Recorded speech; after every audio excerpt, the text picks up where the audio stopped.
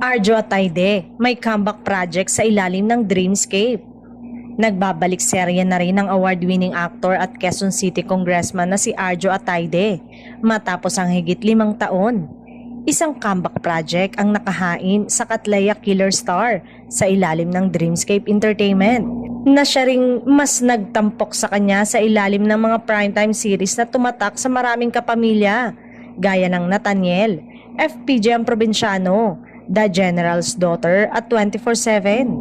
Umani rin ng papuri ang aktor mula sa mga award-giving bodies sa ibayong dagat, gaya ng pagkakapanalo niya ng Best Actor in a Leading Role sa 2020 at 2023 Asian Academy Creative Awards para sa Bagman at Katleya Killer respectively. Ang talagang nagpaingay ng todo sa pangalan niya ay ang pagiging kontrabida niya sa FPJ ang Probinsyano. Ginulat ng aktor ang lahat sa karakter niyang si Joaquin Tuason at dito na sinabing mas magaling siyang artista kaysa sa nanay niya.